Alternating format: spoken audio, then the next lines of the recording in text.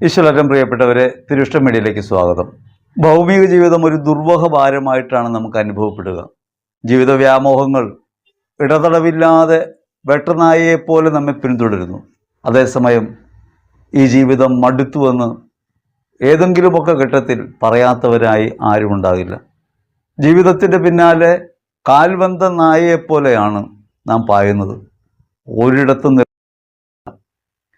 ജീവിതം ഇങ്ങനെ കഠിനമായ അനുഭവമായി മാറുന്നത് എന്തുകൊണ്ടാണ്? ഭൗമികമായ സാഹചര്യങ്ങളെക്കുറിച്ചായിരിക്കും നമുക്ക് പറയാനുണ്ടാകുക.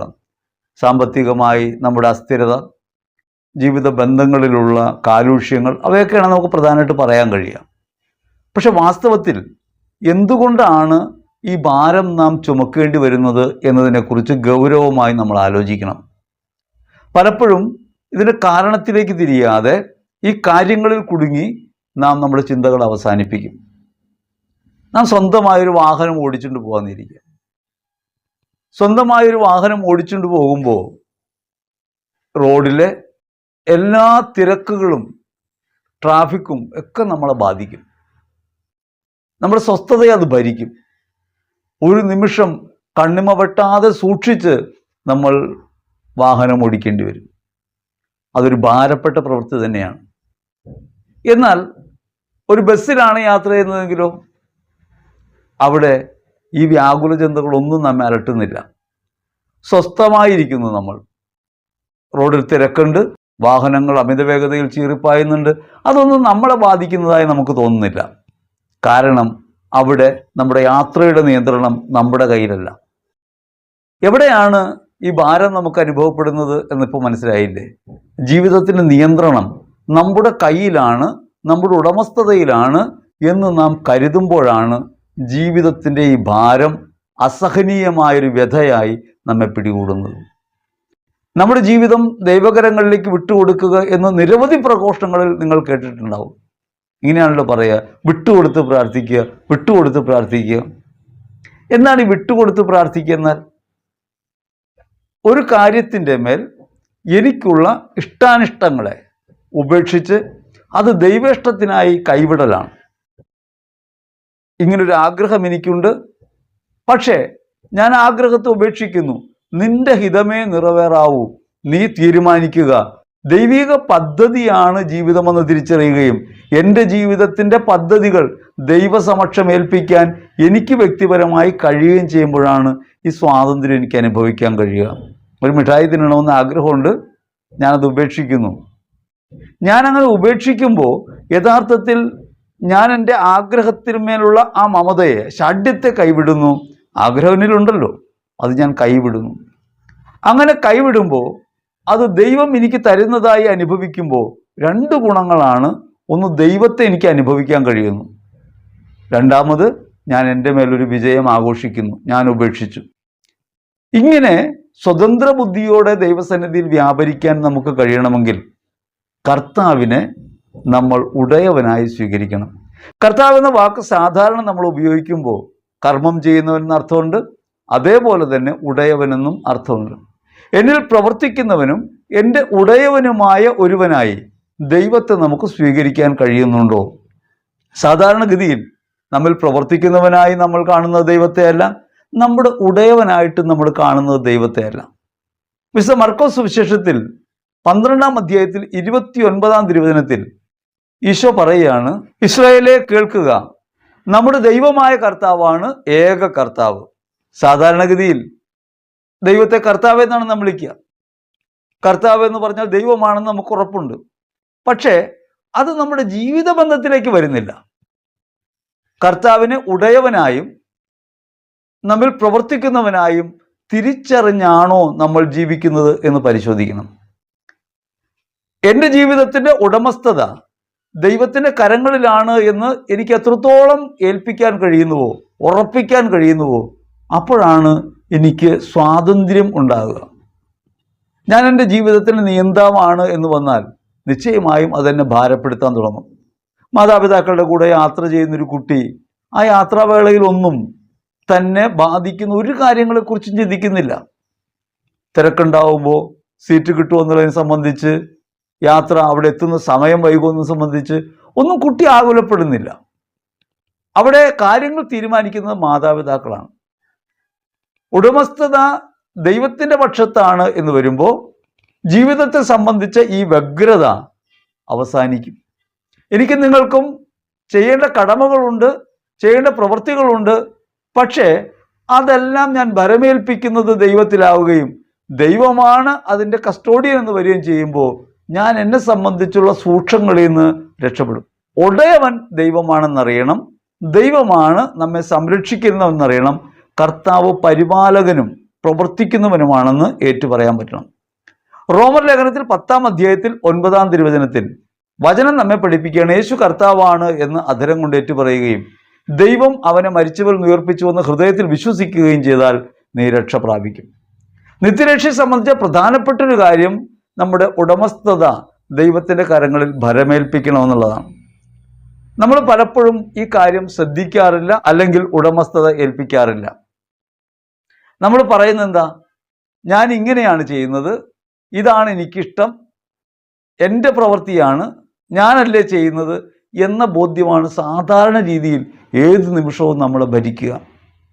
എന്നിൽ പ്രവർത്തിക്കുന്നത് ഞാനല്ലെന്നും എന്നിൽ പ്രവർത്തിക്കുന്നത് യേശുവാണെന്നും യേശുവിനെ ദൈവം മരിച്ചവരിൽ നിന്ന് ഉയർപ്പിച്ചുവെന്നും എനിക്ക് എൻ്റെ ജീവിതത്തോട് ഇഴചേർത്ത് അതിനെ വിശ്വസിക്കാനോ സ്വീകരിക്കാനോ കഴിയുന്നില്ല. അങ്ങനെ ദൈവം അകന്നു നിൽക്കുന്ന ഒരാളായി, മാറി നിൽക്കുന്ന ഒരാളായി, ഭീതിതനായ ഒരാളായി മാറ്റി നിർത്തുകയാണ് നമ്മുടെ ജീവിതത്തിൽ.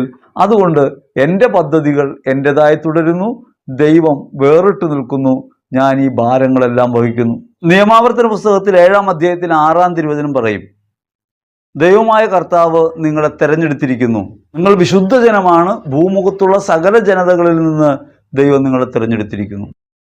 ദൈവം നമ്മെ വിശുദ്ധ ജനമായി തിരഞ്ഞെടുത്തിരിക്കുന്നു എന്നതിൻ്റെ അർത്ഥം ദൈവത്തെ തിരിച്ചറിയാൻ ശേഷിയുള്ളവരാക്കി മാറ്റിയിരിക്കുന്നു എന്നാണ്. ലോകത്തുള്ള സകല മനുഷ്യരും ദൈവത്തിൻ്റെ മക്കളാണ്. നമുക്ക് പ്രത്യേകമായ സവിശേഷത എന്താ ഉള്ളത്? നമ്മൾ ദൈവത്തെ തിരിച്ചറിയുന്നവരാണ്. ദൈവത്തിൻ്റെ തിരഞ്ഞെടുപ്പും പദ്ധതിയും തിരിച്ചറിയുന്ന, ദൈവമാണ് ഉടയവനെന്ന് ബോധ്യമുള്ളവരാക്കി അവിടെ നിന്ന് നമ്മളെ മാറ്റുന്നു. അവിടെയാണ് ദൈവം കർത്താവായി മാറുന്നത്. കർത്താവ് എന്ന വാക്കിൻ്റെ യഥാർത്ഥ അർത്ഥം ഈ ഉടമസ്ഥൻ എന്നാണ്. ആ ഉടമസ്ഥൻ്റെ നാമത്തിലാണ്. നമ്മുടെ ജീവിതത്തിലെ എല്ലാ പ്രവൃത്തികളും ആരുടെ നാമത്തിലാണ്? വാസ്തവത്തിൽ നമ്മൾ പറയുന്നു, ഞാൻ എൻ്റെ ഇഷ്ടത്തിന് ചെയ്യുന്നു, എനിക്കിഷ്ടം ഇതാണ്, ഞാൻ ഇങ്ങനെയാണ് എന്നൊക്കെ നമ്മൾ പറയുമ്പോൾ ഈ ദൈവത്തിൻ്റെ ഉടമസ്ഥതയിൽ നിന്നുള്ള കുതിറിമാറ്റമാണെന്ന് നമ്മൾ അറിയുന്നില്ല. എനിക്കറിയാം, ഞാൻ പറയുന്നതാണ് ശരി, എൻ്റെ ഇഷ്ടമാണ് ശരി, ഞാൻ ഇങ്ങനെയാണ് എന്ന് പറയുമ്പോൾ ദൈവമേ നീ എൻ്റെ ഉടയവനല്ലെന്നാണ് നമ്മൾ പറയുന്നത്. അത് മറ്റുള്ളവരോടുള്ള വെല്ലുവിളിയല്ല. യഥാർത്ഥത്തിൽ ആ വെല്ലുവിളി ദൈവത്തോടാണ്. എനിക്കറിയാം എന്നൊരാൾ പറയുമ്പോൾ അറിവ് എന്ന് പറയുന്ന ജ്ഞാനത്തിൻ്റെ ഉറവിടമായ ദൈവത്തെ നിഷേധിക്കലാണ്. നമുക്കാർക്കും അറിയില്ല എന്നുള്ളതാണ് വാസ്തവം. നമ്മൾ യേശു ക്രിസ്തുവിൽ വിശ്വസിക്കുന്നു. ആരാണ് യേശു എന്ന് ചോദിച്ചാൽ നമ്മൾ പുസ്തകത്തിൽ എഴുതിയിട്ടുള്ള കാര്യങ്ങൾ പറയും. അവിടുന്ന് ദൈവത്തിൻ്റെ പുത്രനാണ്, അവിടുന്ന് സർവശക്തനാണ്, അവിടെ നിന്നാണ് ദൈവം എന്നൊക്കെ നമ്മൾ പറയും. പക്ഷേ യേശുവിനെ സമ്പൂർണമായി അറിയുക എന്നുള്ളത് എളുപ്പമുള്ള കാര്യമല്ല. അത് വ്യക്തിപരമായ ഒരാൾക്ക് സാധ്യമായ ഒരു കാര്യമല്ല. അതുകൊണ്ടാണ് മിസ്റ്റർ പത്രോസ് നീ സജീവനായ ദൈവത്തിൻ്റെ പുത്രനായ മിശിഹായാണെന്ന് ഏറ്റുപറഞ്ഞപ്പോൾ യേശു പറഞ്ഞത്, മാംസരക്തങ്ങളല്ല, എൻ്റെ സ്വർഗസ്ഥനായ പിതാവാണ് നിനക്കിത് വെളിപ്പെടുത്തി തന്നത്, മാനുഷികമായി സാധ്യമല്ല. അപ്പോൾ ദൈവത്തിൻ്റെ ഉടമസ്ഥതയ്ക്ക് കീഴിലാകുക എന്ന് പറഞ്ഞാൽ എനിക്കറിയാം എന്ന ഭാവത്തിൽ നിന്ന് ഞാൻ പുറത്തു കിടക്കണം. അതിൻ്റെ പേരാണ് അഹങ്കാരം. എനിക്കറിയാം. രണ്ടാമത് എൻ്റെ ഇഷ്ടങ്ങൾ, ഞാൻ ഇങ്ങനെയാണ്, എനിക്കത് ഇഷ്ടമല്ല. നമ്മളെന്തോരം കാര്യങ്ങളോട് നമ്മളങ്ങനെ പറഞ്ഞുകൊണ്ടിരിക്കണേ, എനിക്കത് ഇഷ്ടമല്ല. നിൻ്റെ ഇഷ്ടാനിഷ്ടങ്ങളിൽ നീ കുടുങ്ങുന്നു എന്ന് വെച്ചാൽ നിന്നെ അയച്ച ഒരാളുടെ ഇഷ്ടാനിഷ്ടങ്ങളിൽ നിന്ന് നീ മാറി നിൽക്കുന്നു എന്നാണ്. ജീവിതത്തിൽ നാം നേരിടുന്ന നിരവധിയായ സാഹചര്യങ്ങളിൽ നമ്മുടെ ഇഷ്ടങ്ങൾക്ക് അതീതമായ കാര്യങ്ങളും എതിരായ കാര്യങ്ങളും നമ്മുടെ മുൻപിൽ വരുന്നു. അങ്ങനെ വരുന്ന കാര്യങ്ങൾ എനിക്ക് അംഗീകരിക്കാൻ കഴിയില്ല എന്നൊരാൾ പറയുമ്പോൾ നിശ്ചയമായിട്ടും അയാൾ ആ സാഹചര്യത്തെ അനുവദിച്ച ദൈവത്തോട് പ്രതികൂലമായി നിൽക്കുകയാണ്. നമുക്ക് ഒരു കൈപ്പുള്ള മരുന്ന് ഒരു വൈദ്യൻ തരികയാണെന്നിരിക്കട്ടെ. അസുഖം മാറാൻ ഏറ്റവും യോജിച്ച മരുന്നായിട്ട് അദ്ദേഹം ഒരു മരുന്ന് തരികയാണ്. നമ്മൾ ഈ കൈപ്പുള്ള മരുന്ന് ഞാൻ കഴിക്കില്ല, കൈപ്പുള്ള മരുന്ന് കഴിച്ചിട്ട് രോഗം സുഖമാകണ്ട എന്ന് ഞാൻ പറഞ്ഞാൽ ഞാൻ യഥാർത്ഥത്തിൽ സൗഖ്യത്തിൽ നിന്ന് മാറിപ്പോവാണ്. ജീവിതത്തിലെ കഷ്ടാനുഭവങ്ങൾ, സഹനങ്ങളൊക്കെ ആത്മരക്ഷയ്ക്ക് ആവശ്യമായവയാണെന്ന കാര്യം തിരിച്ചറിയണം. നമ്മുടെ ജീവിതം നേരിടുന്ന പരിമിതി ഉണ്ടല്ലോ, ജീവിതം നേരിടുന്ന പരിമിതികൾ, പല ഇല്ലായ്മകൾ, അരിഷിതാവസ്ഥകൾ, അപമാനങ്ങൾ, ഈ ഞെരുക്കുന്ന സാഹചര്യങ്ങളൊക്കെ ഭൗമികമായ കെട്ടുപാടിൽ നിന്ന് ഞാനെന്ന വ്യക്തിത്വം പുറത്തു കിടന്ന് ക്രിസ്തുവിനെ അനുഭവിക്കാൻ വേണ്ടിയുള്ളവയാണെന്ന് നമ്മൾ തിരിച്ചറിയുന്നില്ല. അതുകൊണ്ട് ഇത്തരത്തിൽ ഏത് സാഹചര്യത്തോടും നിഷേധാത്മകമായ സമീപനം പുലർത്തിക്കൊണ്ട് നമ്മൾ പറയും എനിക്കത് ഇഷ്ടമല്ല, എനിക്കത് അംഗീകരിക്കാൻ കഴിയില്ല എന്ന് പറഞ്ഞാൽ നമ്മൾ യഥാർത്ഥത്തിൽ നമ്മൾ പറഞ്ഞുകൊണ്ടിരിക്കുന്നത് നമ്മൾ ദൈവേഷ്ടത്തിന് നിരക്കുന്ന തരത്തിൽ നിൽക്കില്ലെന്നാണ്.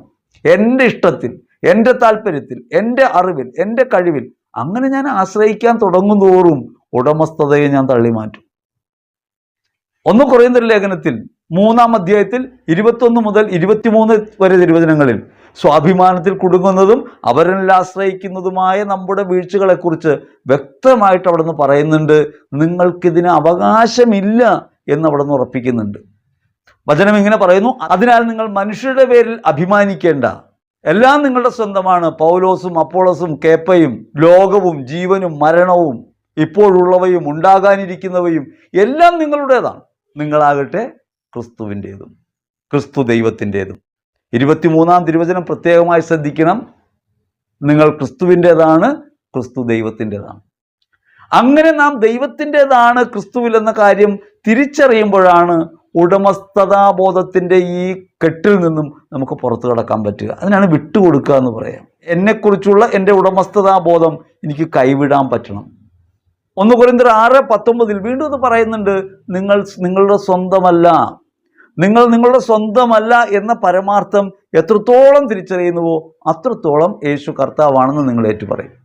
നമ്മൾ ഏറ്റുപറഞ്ഞുകൊണ്ടിരിക്കുന്നത് യേശു കർത്താവാണെന്ന് അതിരം കൊണ്ട് പറയും. അതേസമയം തന്നെ ഞാൻ എൻ്റെ സ്വന്തം ഇഷ്ടങ്ങളിലും താല്പര്യങ്ങളിലും കുടുങ്ങി ഞാൻ എൻ്റെ സ്വന്തമാണെന്നും ഞാനാണ് എന്ന് പറയുന്ന ഭാവത്തിലേക്ക് നാം ഉയരുമ്പോഴും യഥാർത്ഥത്തിൽ ഈ കർത്തൃത്വത്തെ നമ്മൾ നിഷേധിക്കുകയാണ്, ഉടമസ്ഥത നിഷേധിക്കുകയാണ്.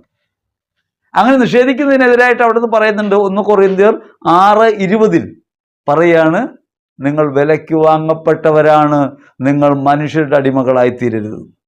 നിങ്ങൾ വിലയ്ക്ക് വാങ്ങപ്പെട്ടവരാണ്, യേശുവിൻ്റെ രക്തത്താൽ വിലയ്ക്ക് വാങ്ങപ്പെട്ടവരാണ് നിങ്ങളെന്ന യാഥാർത്ഥ്യത്തെ എത്രത്തോളം തിരിച്ചറിയുന്നുവോ, അങ്ങനെ വില കൊടുത്ത് നമ്മെ വീണ്ടെടുത്ത ദൈവത്തെ എത്രത്തോളം ഹൃദയത്തിൻ്റെ അധിപനായി സ്വീകരിക്കുന്നുവോ അത്രത്തോളം സ്വതന്ത്രതയോടെ ക്രിസ്തുവിൽ വ്യാപരിക്കാൻ കഴിയും, ദൈവാനുഭവത്തിലേക്ക് വരാൻ കഴിയും. മാനുഷികമായി നാം അനുഭവിക്കുന്ന ഈ ലോകത്തിൻ്റെ ഭാരം നമ്മുടെ ചുമലിൽ നീക്കം ചെയ്യപ്പെടും.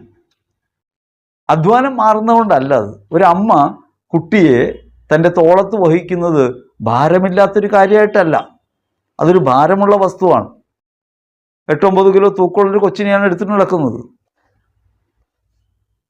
അതൊരു ഭാരപ്പെട്ട വസ്തു തന്നെയാണ്. അങ്ങനെ ഭാരമാണ്. ഞാൻ പറഞ്ഞത് ജഡമെന്ന നിലയ്ക്കാണ്. എന്തുകൊണ്ടാണ് ഈ വസ്തു എനിക്ക് ഭാരമല്ലാതായിത്തീരുന്നത്? അതെൻ്റെ കുഞ്ഞാണെന്നും ജീവനുള്ള ഒന്നാണെന്നും അത് കേവല ജഡമല്ലെന്നും ഞാൻ തിരിച്ചറിയുന്നതുകൊണ്ടാണ്. 10 കിലോയുള്ള അരിയാണ് അങ്ങനെ പിടിച്ചു നടക്കണമെങ്കിൽ അധികം നേരം ഒരാൾ നടക്കില്ല, അത് ഒഴിവാക്കാൻ ശ്രമിക്കും.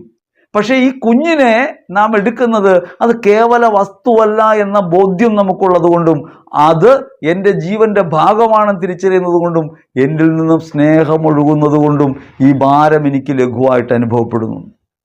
അപ്പോൾ ജീവിതത്തിൻ്റെ ഭാരം എനിക്ക് ക്ലേശകരമായി അനുഭവപ്പെടാൻ കാരണം ഒന്ന്, ഞാൻ അനുഭവിക്കുന്ന ഈ ജീവിതത്തിൻ്റെ ഉടയവൻ ഞാനാണെന്ന ബോധ്യം, ഈ പ്രവൃത്തി ചെയ്യുന്നത് ഞാനാണെന്ന ബോധ്യമാണ്. ഒരു സ്നേഹപ്രവൃത്തിയായിട്ട് അതിനെ മാറ്റാൻ പറ്റാത്തതുകൊണ്ടാണ് ദൈവം എന്നിൽ പ്രവർത്തിക്കുന്നുവെന്നും ദൈവത്തിൻ്റെ ഉടമസ്ഥതയിലാണ് ഞാനെന്നും എൻ്റെ ജീവിതം ദൈവിക പദ്ധതിയാണെന്നും ഞാൻ തിരിച്ചറിയുമ്പോൾ ക്രിസ്തുവിനോടുള്ള സ്നേഹം എൻ്റെ ഹൃദയത്തിൽ ഉയരുകയും ആ സ്നേഹത്താൽ ഞാൻ ഈ പ്രവൃത്തികൾ നിർവഹിക്കുകയും ചെയ്യുമ്പോൾ അത് ഭാരരഹിതമായിട്ട് അനുഭവപ്പെടും. അല്ലെങ്കിൽ അത് ഭാരമായിരിക്കും. നിങ്ങൾ ആലോചിച്ച് നോക്കിയേ, ഈ ലോകം മുഴുവൻ ഓടി നടന്ന മിഷണറിമാരുണ്ട്. സാധാരണഗതിയിൽ തന്നെ ഒരു യാത്ര എത്ര ദുഷ്കരമാണെന്ന് നമുക്കറിയാം. ഇന്നത്തെ കാലത്ത് ഇന്ന് നിസ്സാര സമയം കൊണ്ട് വിമാനത്തിലൊക്കെയാണ് ആളുകൾ, സുവിശേഷകർ പറന്ന് അപ്പുറത്ത് പോയി പറഞ്ഞിട്ട് ഇപ്പുറത്തേക്ക് വരുന്നത്. യാത്രാ സൗകര്യങ്ങളൊന്നുമില്ലാതിരുന്നൊരു കാലത്ത് കാൽനടയായും മൃഗങ്ങൾ ഇരിക്കുന്ന വാഹനങ്ങളിലും വഞ്ചികളിലുമൊക്കെ. കപ്പൽ എന്നൊക്കെ പറയുമ്പോൾ ഇന്നത്തെ കപ്പലിൻ്റെ സൗകര്യമുള്ള കപ്പലൊന്നുമല്ല. പായ്ക്കപ്പലിലൊക്കെ യാത്ര ചെയ്ത് ദേശങ്ങൾ താണ്ടി മറ്റു ജനവിഭാഗങ്ങളുടെ ഇടയിൽ പോയി അവരിൽ നിന്നുള്ള ഭീഷണികളെയൊക്കെ അവഗണിച്ച് അവരുടെ ഇടയിൽ പോയി പ്രവർത്തിക്കാനും ക്ലേശം അനുഭവിക്കാനും എന്ത് ശക്തിയാണ് അപ്പോസ്തലന്മാർ പ്രവർത്തിച്ചത്, മിഷണറിമാർ പ്രവർത്തിച്ചത്?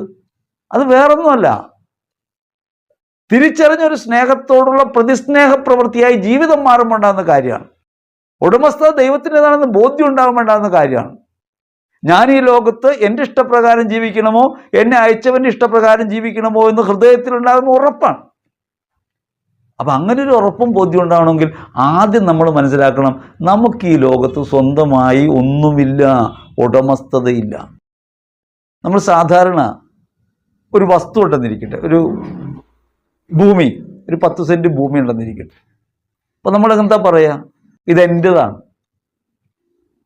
ആളുകൾക്കൊക്കെ സ്വന്തം വീടുണ്ടാകുമ്പോൾ ഒരു അഭിമാനബോധം ഉണ്ടാവില്ല, ഇതെൻ്റെതാണ്. അങ്ങനെ എൻ്റെതാണ് എന്ന് പറഞ്ഞ് ഈ വീടും വെച്ചുകൊണ്ടിരിക്കുകയാണ് നമ്മൾ. നമ്മുടെ അതിന് രേഖയുണ്ട്, ആധാരമുണ്ട്. നമ്മൾ ആധാരമുള്ളത് കൊണ്ട് ഉറപ്പാണ് അതെൻ്റെയാണ്. പക്ഷേ നിങ്ങൾക്ക് എവിടെയെങ്കിലും ഉടമസ്ഥത തെളിയിക്കാൻ കഴിയുമോ? ഉടമസ്ഥതയില്ല. തെളിയിക്കാൻ കഴിയുന്ന എന്താ? വില്ലേജ് ഓഫീസിൽ പോയാൽ പൊസഷൻ സർട്ടിഫിക്കറ്റ് കിട്ടും. പൊസഷൻ, കൈവശാവകാശ സർട്ടിഫിക്കറ്റ് മാത്രമേ കിട്ടുള്ളൂ, ഉറപ്പില്ല. കൈവശമുണ്ട് എന്നതിന് മാത്രം അവകാശം. ഭൂമി സർക്കാരിൻ്റെതാണ്. അതുകൊണ്ടാണ് ഒരു റോഡ് വരുന്നു, സ്ഥലം കൊടുക്കില്ല എന്നൊക്കെ വാശി പിടിച്ചാലും അത് കുറേ കഴിയുമ്പോൾ എടുത്തു പോകും. കാരണം റോഡ് വരാൻ സർക്കാർ പ്ലാൻ ചെയ്തിട്ടുണ്ടെങ്കിൽ ആ വഴിയിലൂടെ റോഡ് വരും. ഞാൻ എൻ്റെ വീട് വിട്ടു തരില്ല എന്നൊരാൾക്ക് പറഞ്ഞ് നിൽക്കാൻ കഴിയില്ല. കാരണം ഭൂമിയുടെ മേലുള്ള അവകാശം സർക്കാരിൻ്റെ കയ്യിലാണ്, പണ്ടാരവകയാണ്. പണ്ടാരവകയെന്ന് വെച്ചാൽ സർക്കാർ വകയെന്നാണ്. ഭൂമിയെല്ലാം സർക്കാരിൻ്റെ അധീനതയിലാണ്. നമുക്കുള്ളത് കേവല കൈവശാവകാശം മാത്രമാണ്. അപ്പോൾ ഇനി ആ സ്ഥലത്തെക്കുറിച്ചുള്ള അഭിമാനബോധം അങ്ങ് വിട്ടേക്ക്. എൻ്റെ ആണെന്നുള്ള അഭിമാനബോധേ അത് വിട്ടേക്ക്. അത് കൈ വെച്ചുകൊണ്ടിരിക്കേണ്ട. അതൊരു ഭാരം തന്നെയാണ്. അത് എങ്ങനത്തെ ഭാരമാണ്? ഒരു ഫേക്കാണ്. അത് ഒറിജിനലായിട്ടുള്ളതല്ല, ഇല്ലാത്തവരോടും ചോന്നുകൊണ്ടിരിക്കുന്നതാ. മക്കളെക്കുറിച്ചൊക്കെ നമുക്ക് അങ്ങനെയല്ലേ? എൻ്റെ മകനാണ്, എൻ്റെ മകളാണ്, ചോന്നുകൊണ്ടിരിക്കുക. ചുമക്കണ്ട. ഓരോ മകനെയും മകളെയും ലോകത്തേക്ക് വിടുന്നത് ദൈവമാണ്. ദൈവത്തിൻ്റെ ഉടമസ്ഥതയില്ല. നിങ്ങൾ ഈ ചുമക്കുന്ന ചുമടുണ്ടല്ലോ, അതൊരു പാഴ്ചുമടാണ്. കുട്ടി വളർന്ന് സ്വതന്ത്ര ബുദ്ധിയിൽ എത്തുന്നത് വരെ ആ കുട്ടിയെ സഹായിക്കുക, ശുശ്രൂഷിക്കുക എന്ന ദൗത്യമാണ് മാതാപിതാക്കൾക്കുള്ളത്. അതീശത്വമല്ല, ഉടമസ്ഥതയല്ല. ഭാര്യ ഭർത്താവിൻ്റെ ഉടമസ്ഥതയിലല്ല, ഭർത്താവ് ഭാര്യയുടെ ഉടമസ്ഥതയിലല്ല. ആരും ആരുടെയും അടിമകളല്ല, മനുഷ്യരല്ല നമ്മെ ഭരിക്കുന്നത്. ദൈവത്തിൻ്റെ ഉടമസ്ഥതയിലാണ് നമ്മൾ. ദൈവത്തെ പ്രതി ഈ ബന്ധങ്ങൾക്കകത്തൊക്കെ ശുശ്രൂഷ ചെയ്യാമെന്നല്ലാതെ, ദൈവത്തെ പ്രതി കിട്ടിയിട്ടുള്ള സാഹചര്യങ്ങളിൽ ജീവിക്കാമെന്നല്ലാതെ, അത് മറ്റുള്ളവർക്ക് വേണ്ടി അർപ്പിക്കുന്നൊരു ജീവിതമാക്കി മാറ്റാമെന്നല്ലാതെ, ഇതെൻ്റെതാണ് എന്ന് കരുതി ആരും വാശി പിടിച്ചിട്ട് കാര്യമില്ല.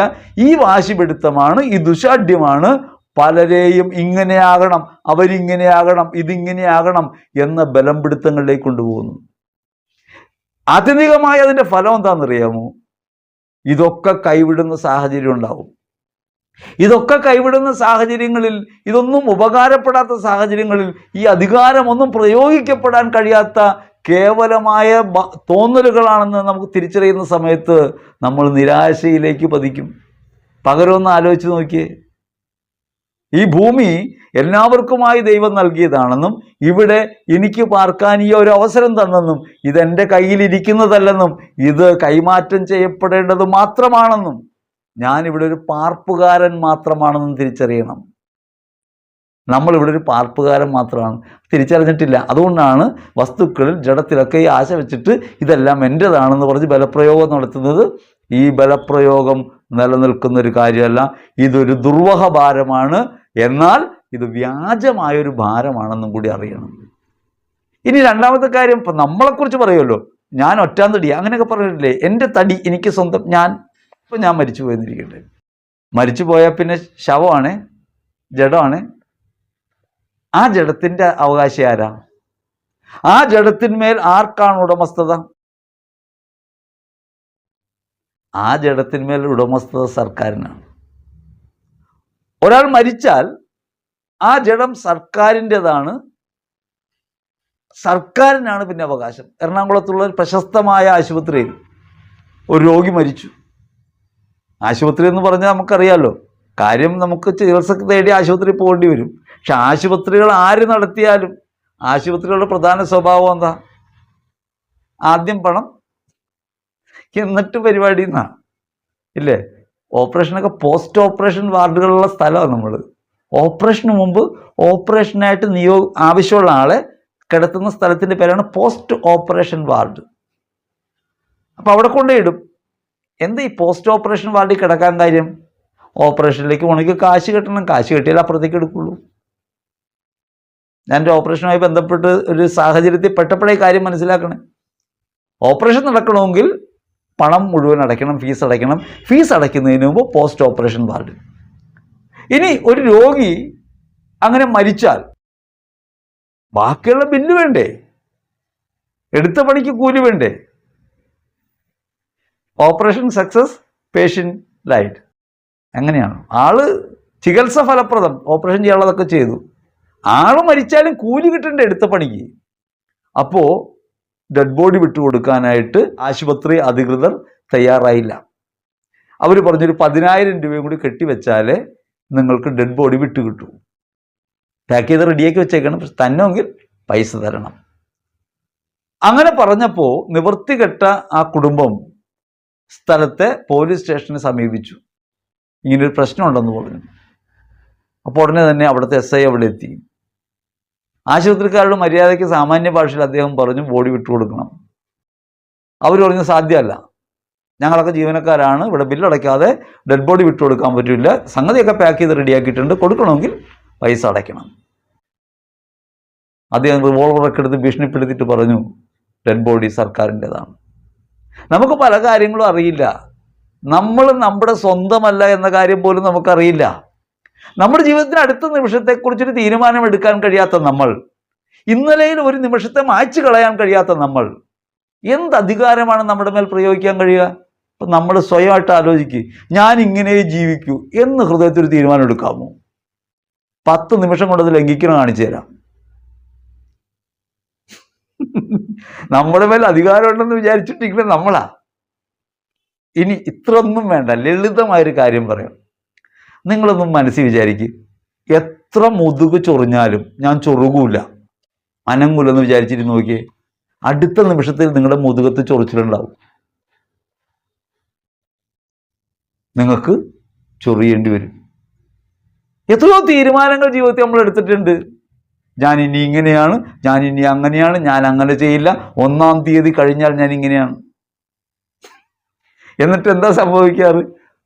2-ാം തീയതി ആകുമ്പോൾ നമ്മളൊരു കാര്യം തിരിച്ചറിയും. പണ്ട് മദ്യപാനിക്ക് സംഭവിച്ചൊരു കാര്യമാണ്. ആൾ മദ്യപിച്ചുകൊണ്ടിരിക്കുകയാണ് രാത്രി. ഡിസംബർ 31-ാം തീയതി തീരുമാനിച്ചു, ഇനി ഡിസംബർ 31-ാം തീയതി കഴിഞ്ഞാൽ ഒരു തുള്ളി മദ്യം തൊടില്ല. 31-ാം തീയതി അർദ്ധരാത്രി വരെ കുടിക്കും. 1-ാം തീയതി മുതൽ അങ്ങനെ കുടിച്ച് 12 മണിയാകുന്ന സമയത്ത് കുടിച്ചുകൊണ്ടിരിക്കുകയായിരുന്നു. കുടി നിർത്താൻ പറ്റിയില്ല. അതുകൊണ്ട് നോക്കിയപ്പോൾ 1-ാം തീയതി ആയിപ്പോയി. ഇനിയിപ്പോൾ പറഞ്ഞിട്ട് കാര്യമില്ലല്ലോ, തീരുമാനം മാറിപ്പോയി. ഒരു തീരുമാനം വ്യക്തിഗതമായതെടുത്ത് അത് നടപ്പിലാക്കാൻ ഉറപ്പില്ലാത്തവരാണ് നമ്മൾ. നാളെ ഇത് ചെയ്യുമെന്ന് പറഞ്ഞാൽ നടപ്പില്ലാത്തവരാണ് നമ്മൾ. ഇത്രത്തോളം നിസ്സാരരായി നമ്മൾ വിചാരിച്ചുകൊണ്ടിരിക്കുക നമ്മൾ നമ്മുടെ ഉടമകളാണ്. ഇനി ദൈവമാണ് ഉടയവൻ. ദൈവം നമ്മെ ഭൂമിയിലേക്ക് വിട്ടിട്ടുള്ള ദൈവിക പദ്ധതിയായിട്ടാണ്. ആ ദൈവിക പദ്ധതിയാകട്ടെ അപരന് ഭക്ഷണമാകുക, അപരനെ ശുശ്രൂഷിക്കുക, അപരനുള്ള സ്നേഹ സമ്മാനമാണ്, മറ്റുള്ളവർക്ക് വേണ്ടിയാണ്. നിങ്ങൾ ജീവിക്കുന്നത് നിങ്ങൾക്ക് വേണ്ടിയാണെന്ന് കരുതരുത്. നിങ്ങളെ വിലയ്ക്ക് വാങ്ങിയ ക്രിസ്തുവിനെ പ്രതിയാണ് ജീവിതമെന്ന് തിരിച്ചറിഞ്ഞാൽ ജീവിതത്തിൽ ഇന്ന് അനുഭവിക്കുന്ന ഭാരങ്ങളിൽ നിന്ന് അപ്പോൾ തന്നെ മോചനമായി. ഭൗമികമായ ലോകത്തുണ്ടാകുന്ന കടബാധ്യതകൾ, രോഗങ്ങൾ, അസ്വസ്ഥതകൾ, അവയെല്ലാം നമ്മെ ഭരിക്കുന്നത്, ഭാരമായിട്ട് മാറുന്നത്, ഇവയെല്ലാം നമ്മൾ നേരിടുന്ന പ്രശ്നങ്ങൾ തന്നെയാണ്. ആ പ്രശ്നങ്ങളൊന്നും അതിജീവിക്കാതെ മുമ്പോട്ട് പോകാൻ നമുക്ക് സാധ്യമല്ല. പക്ഷേ ഇവയെല്ലാം നമ്മെ ഭാരപ്പെടുത്തുകയും അടിമപ്പെടുത്തുകയും ചെയ്യുന്നത് കർത്താവാണ് ഉടയവൻ എന്ന ബോധ്യം നഷ്ടപ്പെട്ടു പോകുന്നത് കൊണ്ടാണ്. അതുകൊണ്ട് വ്യക്തിഗതമായി നമുക്കുണ്ടാകേണ്ട ഒരു ബോധ്യം, എൻ്റെ മേൽ ഉടമാവകാശമുള്ളത് കർത്താവിനാണ്. അതുകൊണ്ടാണ് ദൈവമേ നീ കർത്താവാണെന്ന് ഞാൻ പറയുന്നത്. യേശുവേ, നീ കർത്താവാണെന്ന് ഞാൻ പറയുന്നത്, എൻ്റെ ഉടയവൻ നീയാണ്. ഇങ്ങനൊരു ഉടമസ്ഥത ദൈവകരങ്ങളിലേക്ക് ഏൽപ്പിക്കുമ്പോൾ സ്വാഭാവികമായും സ്വാർത്ഥത്തിൽ നിന്ന്, നമ്മുടെ ഷാഢ്യങ്ങളിൽ നിന്ന് നാം പുറത്തു കിടക്കും, ദ്രവ്യാസക്തിയിൽ നിന്ന് പുറത്തു കിടക്കും. ഞാൻ എനിക്ക് വേണ്ടിയല്ല, ക്രിസ്തുവിനെ പ്രതി മറ്റുള്ളവർക്ക് വേണ്ടിയായിത്തീരാൻ വിളിക്കപ്പെട്ടവരാണെന്നൊരു ബോധ്യം നമ്മെ ഭരിക്കാൻ തുടങ്ങുമ്പോൾ ജീവിതത്തിൽ നാം നേരിടുന്ന എല്ലാ ക്ലേശങ്ങളും ഭാരങ്ങളും ക്രിസ്തുവിൻ്റെ സഹനങ്ങളോട് ചേർത്ത് വയ്ക്കാൻ കഴിയും. ഭാരരഹിതരാകാൻ നമുക്ക് കഴിയും. നമ്മൾ യേശുവിനെ കർത്താവ് എന്നാണല്ലോ വിളിക്കുന്നത്. യേശു കർത്താവ്. യേശു എങ്ങനെ കർത്താവായേ? യേശു കർത്താവാകുന്നതിൻ്റെ രഹസ്യത്തെക്കുറിച്ച് ഫിലിപ്പിയർ ലേഖനം 2-ാം അധ്യായം 6 മുതൽ 11 വരെ തിരുവചനങ്ങളിൽ നമുക്ക് കാണാൻ പറ്റും. ഫിലിപ്പിയർ ലേഖനം 6 മുതൽ 11 വരെ അവിടെ വ്യക്തമായിട്ട് പറയാണ്, യേശു എന്ത് ചെയ്തു? യേശു ദൈവമാണ്. ആ ദൈവമായ യേശു തന്നെ തന്നെ ശൂന്യനാക്കി ദാസന്റെ രൂപം സ്വീകരിച്ചു. ദൈവവുമായുള്ള സമാനതകളെല്ലാം കൈവിട്ടു. അങ്ങനെ മരണത്തോളം തന്നെ തന്നെ ശൂന്യനാക്കി അനുസരണമുള്ളവനായി ഭൂമിയിലേക്ക് വന്നു. അങ്ങനെ അനുസരണമുള്ളവനായി ഭൂമിയിലേക്ക് വന്നുകൊണ്ടാണ് ക്രിസ്തു കർത്താവായി മാറുന്നത്. യേശു പ്രകാരം തന്നെ തന്നെ ശൂന്യനാക്കി ദാസന്റെ രൂപം സ്വീകരിച്ച് അനുസരണമുള്ളവനായി കുരിശുമരണത്തോളം കീഴ്വഴങ്ങിയപ്പോൾ ദൈവം അവനെ ഉയർത്തി. ഫിലിപ്പിയർ 2:9 പറയും, ആകയാൽ ദൈവം അവനെ അത്യധികം ഉയർത്തി, എല്ലാ നാമങ്ങൾക്കും ഉപരിയായ നാമം നൽകി. എന്തിനു വേണ്ടിയാ?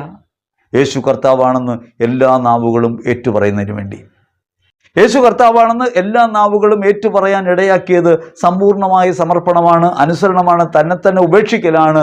പിതാവിനെ പ്രതി മറ്റുള്ളവർക്ക് വേണ്ടി സ്വയം അർപ്പിക്കാൻ മനസ്സ് കാണിച്ച ക്രിസ്തുവിൻ്റെ സ്നേഹത്തിൽ നിന്നാണ് ക്രിസ്തു ഈ മഹത്വത്തിലേക്ക് പ്രവേശിക്കുന്നത്. കർത്താവായി സകല ജനതകളും മുട്ടുമടക്കാനിടയാകുന്ന നാമത്തിന് ഉടയവനായി.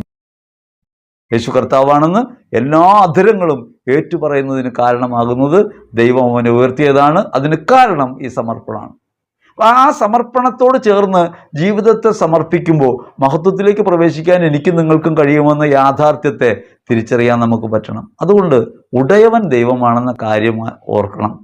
വ്യക്തിപരമായി നമുക്കൊരു നിലനിൽപ്പില്ല, ഒറ്റയ്ക്ക് നിൽക്കാൻ കഴിയില്ല. ബസവേശ്വരൻ പറയുന്നത് പോലെ നമ്മൾ ചലിച്ചു നിൽക്കണം. ഉറച്ചു നിന്നവർ ഒലിച്ചു പോയി, ചലിച്ചു നിന്നവർ പിടിച്ചു നിന്നു. ദൈവത്തിനകത്ത്, നിരന്തരതയ്ക്കകത്ത് നാം ചലിച്ചുകൊണ്ടേയിരിക്കണം, പ്രവൃത്തിയായിക്കൊണ്ടേയിരിക്കണം. ദൈവത്തിൻ്റെ പ്രവൃത്തിയാണെന്ന ബോധ്യത്തിൽ ജീവിക്കണം. നാം നമ്മുടെ സ്വന്തമല്ലെന്നും ദൈവത്തിൻ്റെതാണെന്നും ദൈവം മറ്റുള്ളവർക്ക് വേണ്ടി ഭൂമിയിലേക്ക് നമ്മെ വിട്ടതാണെന്നും തിരിച്ചറിയാൻ കഴിയുമ്പോഴാണ് നമ്മുടെ ജീവിതം ഓരോ നിമിഷവും കർമ്മനിരതമാക്കാൻ പറ്റുക. എല്ലാ പ്രവൃത്തികളുടെയും ഉടയവനായ കർത്താവ് നമ്മിൽ പ്രവർത്തിക്കുന്നുവെന്നും ഉടയവനായ ദൈവത്തിന് ഇഷ്ടമാണ് നമ്മുടെ ജീവിതമെന്ന് നമുക്ക് പറയാൻ പറ്റുക. അതുകൊണ്ട് ഈശോ പറയും, പിതാവിൻ്റെ ഇഷ്ടം നിവൃത്തിയാക്കുകയും അവിടുത്തെ പ്രവൃത്തികൾ ചെയ്യുകയുമാണ് എൻ്റെ ഭക്ഷണം. എൻ്റെ ജീവിതം കർത്താവിലാണ്. പിതാവിൻ്റെ ഇഷ്ടം നിറവേറ്റുകയും അവിടുത്തെ പ്രവൃത്തികൾ പൂർത്തിയാക്കുകയുമാണ് എൻ്റെ ഭക്ഷണം എന്ന് ക്രിസ്തു പറയുന്നത് തന്നെ തന്നെ സ്വയമായി വിട്ടുകൊടുക്കുന്നത് കൊണ്ടാണ്. ഈശോയിലേറ്റവും പ്രിയപ്പെട്ടവരെ, നമ്മുടെ ജീവിതത്തിൽ കുറേ കഷ്ടപ്പാടുകൾ സഹിക്കുന്നവരാണ്. നാം അനുഭവിക്കുന്ന വ്യഥകളും ദുരിതങ്ങളും നിരവധിയാണ്. അപ്രതീക്ഷിതമായി നമ്മുടെ ജീവിതത്തിൽ വന്നു ചേരുന്ന പ്രതികൂലങ്ങൾ, പ്രതിസന്ധികൾ, വീഴ്ചകൾ, അവയൊക്കെ നമ്മെ ഭാരപ്പെടുത്തുന്നുണ്ട്. നമുക്ക് ഭാരരഹിതമായ ജീവിതമാണ് വേണ്ടത്. വിജയമെന്നത് കർത്താവിലാണ്. ഈ ലോകത്ത് നഷ്ടങ്ങളും കഷ്ടങ്ങളും കോട്ടങ്ങളും ഒക്കെ ഉണ്ടാകാം.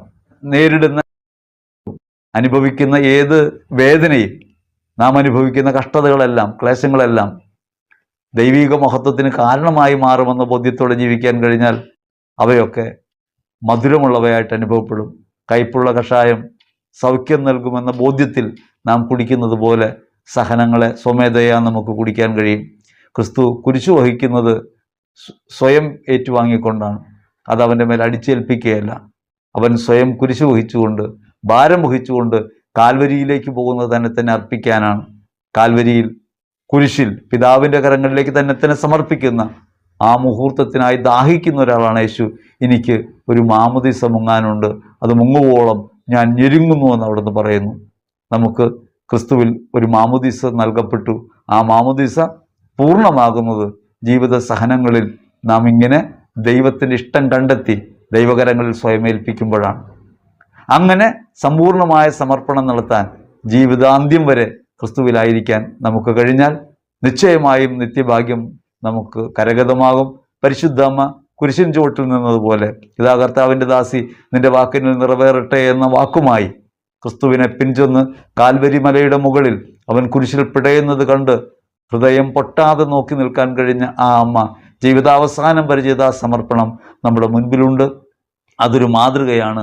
അതുകൊണ്ട് ജീവിതത്തിൻ്റെ ഉടമസ്ഥത ദൈവത്തിനാണ് നമുക്ക് ഏറ്റുപറയാം. അമ്മ പറഞ്ഞതുപോലെ ദുലയ്യ, അടിമയായിരിക്കൽ, ദൈവമേ നിന്റെ ദാസൻ, ദാസി, അടിമ എന്ന മനോഭാവത്തോടെ ജീവിക്കാൻ, ദൈവേഷ്ടത്തിന് സ്വയം വിധേയപ്പെടാൻ, ഞാൻ എൻ്റെ സ്വന്തമല്ലെന്ന ബോധ്യത്തിൽ ജീവിക്കാൻ, അങ്ങനെ ലൗകികമായി നാം നേരിടുന്ന പ്രതിസന്ധികളെ, ഭാരങ്ങളെ അതിജീവിക്കാൻ നമ്മളെ കരുത്തുള്ളവരാക്കി മാറ്റണമേ എന്ന് ഹൃദയപൂർവ്വം നമുക്ക് പ്രാർത്ഥിക്കാം.